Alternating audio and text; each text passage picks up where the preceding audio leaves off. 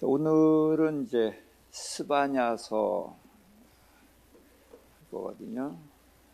스바냐서는 이제 이름이 여호와께서 예비하셨다,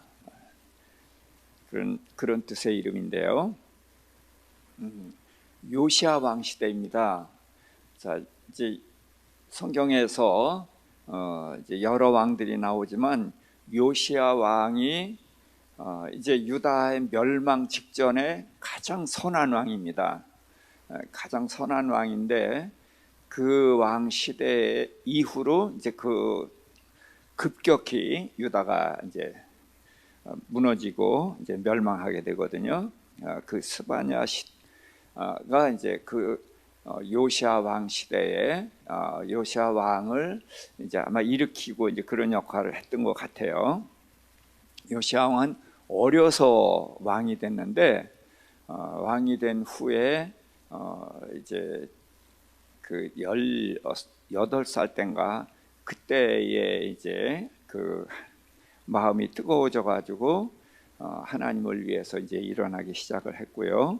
또 성전에서 율법서를 발견하고서 그 율법서대로 이제 나라를 부흥시키려고 애를 썼던 이제 그런 시대죠.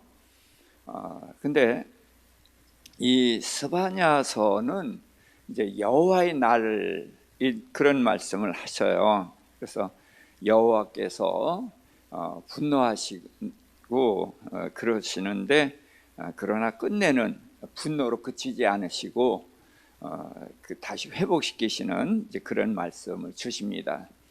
그래서 1장은 이제 여호와의 분노의 날, 그래서 이제 땅 위에 이제 모든 것을 진멸한다 그러고, 또 희생의 날, 희생이라는 것은 짐승을 하나님께 드리면은 죽여서 드리잖아요.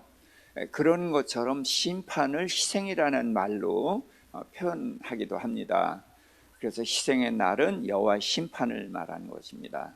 그리고 이제 여호와의 날이라는 것은 이제 유대인들은 하나님은 우리 하나님이니까 우리를 위해서 일할 것이다 그러는데 그들의 기대와는 다른 이제 심판을 나타내는 이제 그런 말씀이기도 합니다. 그리고 그렇게 해서 이제 2장에서도 역시 이제 분노의 날로서 이방 나라들에 대한 심판을 말씀을 하십니다. 그렇지만 이제 3장에 가서는 다시 회복을 말씀하시거든요. 그래서 요걸 이제 좀 상세하게 이렇게 나눠봤어요. 이제 단락별로 1장 1절에서부터 6절까지는 하나님이 진노하셔서 진멸하리라 이런 말씀을 하셨습니다. 그러면서 이제 7절부터 13절까지는 예루살렘을 징벌한다고 그랬는데 거기를 잠깐 보도록 하겠어요. 그 8절입니다. 8절. 여호와의 희생의 날에 내가 방백들과 왕자들과 이방인의 옷을 입은 자들을 벌할 것이며, 그래서 이방인의 옷을 입는다. 그러니까 자꾸 이 이스라엘 사람들은 이방 나라들이 부러운 거예요. 그래서 이제 그들의 옷을 입거든요. 그런데 우리 그리스도인들이 예수 안 믿는 사람을 부러워하는 거 있죠. 네. 그들이 이제 세상에서 이렇게 잘 나가고 그러는 거, 이제 그런 걸 부러워하죠. 또 9절입니다. 그날에 문턱을 뛰어넘어서 포악과 거짓을 자기 주인의 집에 채운 자들을 내가 벌하리라. 그래서 문턱을 뛰어넘는다. 요거는 제가 그 사무엘 상서 엘리 제사장 때의 이야기를 제가 이제 공부한 일이 있습니다. 엘리 제사장 때에 이제 그 이스라엘과 전쟁을 해서 이스라엘이 졌어요. 그랬더니 이제 이스라엘 사람들이, 장로님들이 여호와께서 왜 우리를 저들에게 지게 하셨는가? 그러고서는 이제 하나님의 궤를 모셔오자 그래서 하나님의 법궤를 모셔왔거든요. 그래서 그들은 이제 하나님의 법궤가 지켜줄 줄 알았지만 그 전쟁에 크게 패해가지고 3만 명이 죽고 하나님의 법궤는 빼앗기고 두 아들 이제 엘리 제사장의 두 아들 흠니와 비느하스가 죽고 엘리 제사장도 이제 넘어져서 목이 부러져 죽는 그런 일이 생겼는데, 그때 법궤가 실로에 있었거든요. 이 실로라는 이름을 기억해야 이제 예레미야 시대 때에 실로라는 말이 나와요. 그래서 예루살렘이 실로같이 된다 그러면 이제 그 멸망한다는 것을 말하는 거거든요. 그 소리를 했다고 그래서 이제 예레미야를 죽이겠다고 그랬는데 결국은 그렇게 됐죠. 무슨 얘기냐?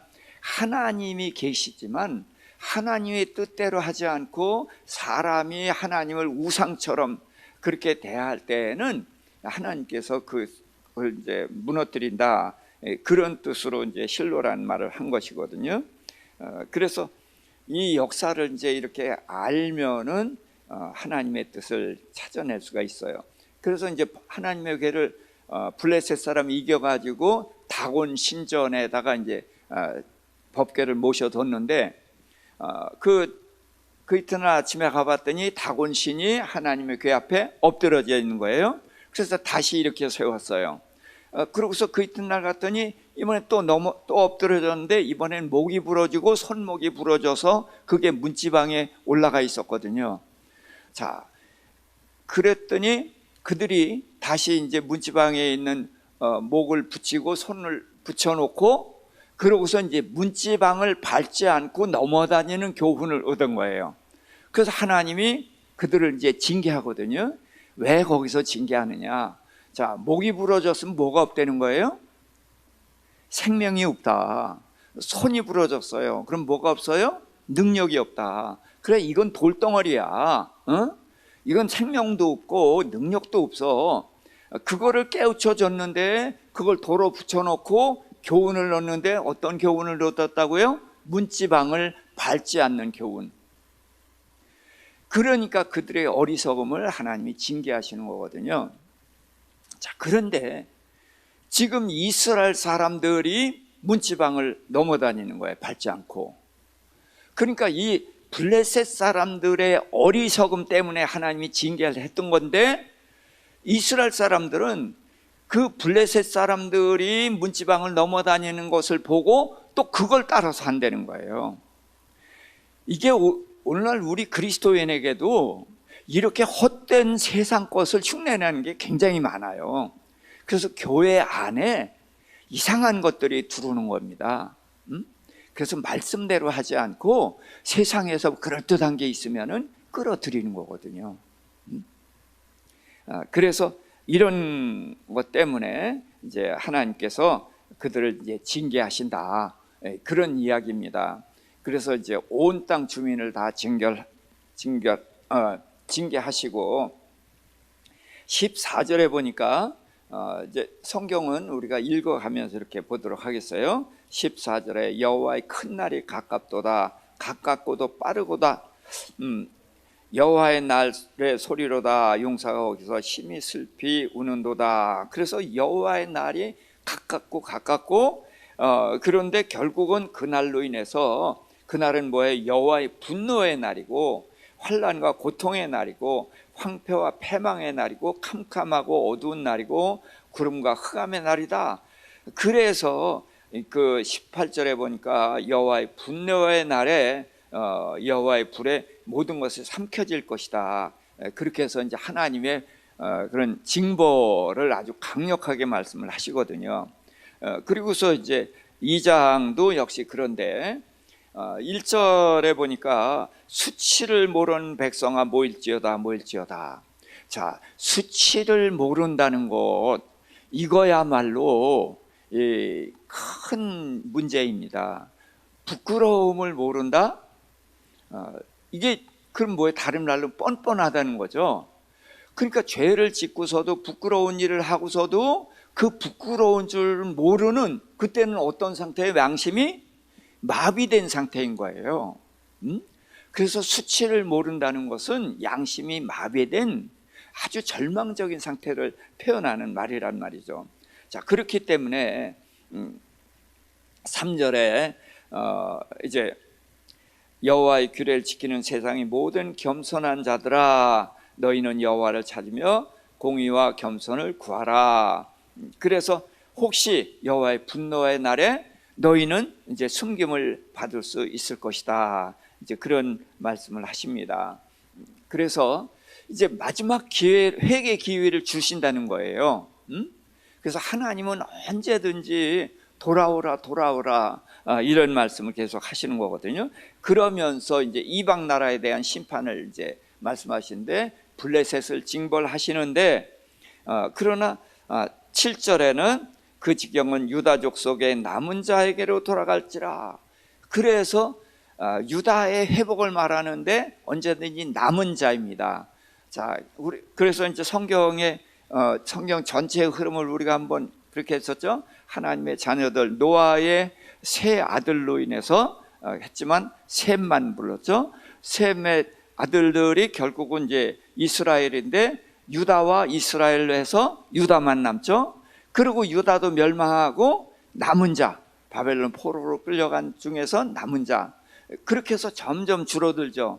그러나 예수 그리스도가 오셔서 12명의 제자, 70명, 120문도, 이제 오순절에 3,000명, 또 그 성전문에서 미문에서 안진뱅이 일으켜서 5,000명, 그렇게 해서 점점 이제 불어나서 이스라엘만이 아니라 이방인까지 이제 그렇게 해서 점점 온 세계로 전파되잖아요.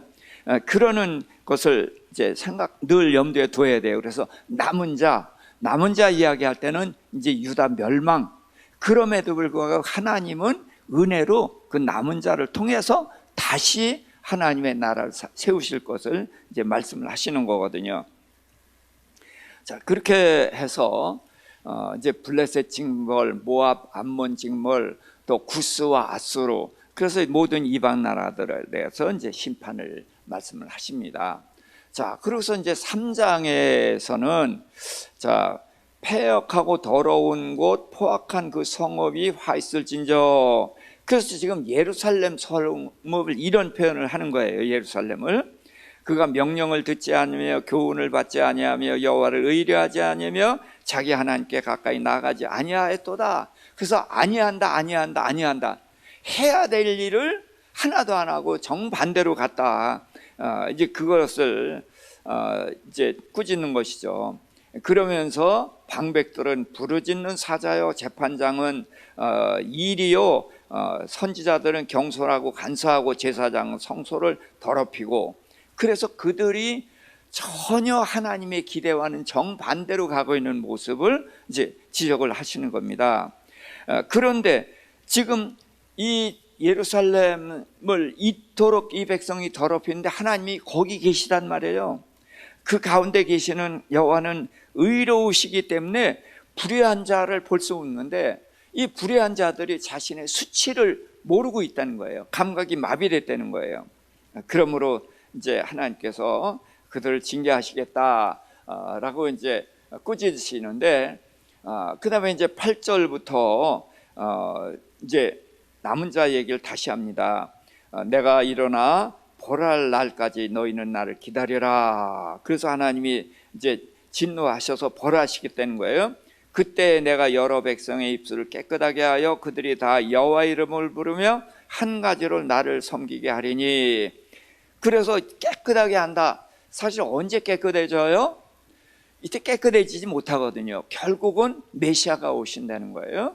그래서 점점 더 뒤로 갈수록 메시아가 오실 수밖에 없는 것을 말씀을 하시는 거죠. 내게 구하는 백성들 곧 내가 흩은 자의 딸이 구스강 건너편에서 예물을 가지고 와서 내게 바칠 것이요. 11절입니다. 그날에 내가 내게 범죄한 모든 행위로 말미암아 수치를 당하지 아니할 것은 그때 내가 네 가운데 교만하여 자랑하는 자들을 제거하여 내가 나의 성산에서 다시는 교만하지 않게 할 것이다. 그래서 교만한 자를 제하고 이제 그럽니다. 13절에 이스라엘 남은 자는 악을 행하지 아니하며 거짓을 말하지 아니하며 입에 거짓된 혀가 없으며 먹고 누울지라도 그들을 두렵게 할 자가 없으리라. 그래서 이제 남은 자들을 다시 이제 일으킬 것을 말씀하시는데, 자, 이제 먹고 눕는다는 표현을 하잖아요. 시편 23편에 보면 뭐예요? 그 여호와는 나의 목자시니 내가 부족함이 없으리더라. 그래서 그가 나를 푸른 초장에 누이시며 하잖아요. 그래서 눕는다는 표현을 말하는데, 눕는다는 것은 아주 평안한, 안전한 이제 그런 것을 누리는 삶을 이렇게 말할 때 눕는다는 표현을 합니다. 그래서 그들이 누워도 이제 안전하다. 그래서 여호와께서 형벌을 제거하셨고 그 원수를 쫓아냈고, 이스라엘 왕 여호와가 내 가운데 계시니 다시는 화를 당할까 두려워하지 아니할 것이라. 그래서 여호와 하나님이 함께 계시다 그러는데, 이제 여기서부터 메시아를 보내실 것을 우리가 이제 이렇게 받아들일 수가 있습니다. 그날의 사람들이 예루살렘에 이르기를 두려워하지 말라, 시온아 내 손을 늘어뜨리지 말라. 그래서 시온은 여기선 성전을 말하기도 하지만 하나님을 온전히 믿고 따르는 사람들, 시온에 속한 사람들을 이제 이런 표현을 쓰기도 합니다. 자, 17절 우리 함께 읽을까요? 너의 하나님 여호와가 너의 가운데 계시니 그는 구원을 베푸실 전능자이시라. 그가 너로 말미암아 기쁨을 이기지 못하시며 너를 잠잠히 사랑하시며 너로 말미암아 즐거이 부르며 기뻐하시리라 하리라. 아멘. 그래서 손을 늘어뜨리고 그 절망한 사람들을 일으켜서 이들을 이제 하나님의 뜻대로 살게 하신단 말이에요. 그러면서 하나님은 어떤 분이냐? 너에게 구원을 베푸실 자다. 그리고 너희를 보고 기쁨을 이기지 못하여 하고 바라보면서 그냥 사랑이 넘쳐 올라서 사랑으로 너희를 바라보며 즐거이 부르며 기뻐하시리라. 그런 그 하나님의 그 사랑의 모습을 이렇게 표현을 합니다. 그래서 이제 성경에는 이런 구절들을 이제 사람들이 너무 좋잖아요. 그래서 이런 구절들을 가지고 이제 대개 복음성가 이제 그렇게 노래로 하나님을 찬양하고 그러죠. 자, 19절도 한번 읽을까요? 그때에 내가 너를 괴롭게 하는 자를 다 보라고, 저는 자를 구원하며 쫓겨난 자를 모으며 온 세상에서 수욕받는 자에게 칭찬과 명성을 얻게 하리라. 그래서 회복을 말씀하십니다. 그래서 예수님이 오셔서 하시는 일이 회복이거든요. 자, 창세기에서 하나님은 우리를 하나님의 자녀로 지으셨죠. 영생하는 존재였죠. 성령이 함께 했단 말이에요. 근데 죄로 인해서 하나님의 자녀가 마귀의 종이 됐고 죽는 존재가 됐고 성령이 떠났단 말이에요. 근데 예수님이 오셔서 죄를 해결했단 말이에요. 그래서 다시 하나님의 자녀의 신분을 회복하게 하고 영생을 회복하게 하고 성령이 다시 오시잖아요. 그래서 예수 그리스도가 오셔서 다 회복하시는 거예요. 그래서 예수님을 말을 할 때 보면은 회복하는 자라는 표현을 많이 씁니다. 무너진 데를 다시 세우고 이제 그런 표현을 쓰거든요. 그래서 20절에 보니까 그때 너희를 이끌고 그때에 너희를 모을지라. 그래서 내가 너희 목전에서 너희의 사로잡힘을 돌이킬 때에 너희에게 천하 만민 가운데서 명성과 칭찬을 얻게 하리라. 여호와의 말이니라. 그렇게 해서 이 마지막까지도 하나님께서는 다시 회복의 말씀을 하시는 거예요. 그러니까 하나님의 긍휼과 사랑이 그만큼 이제 큰 것이죠.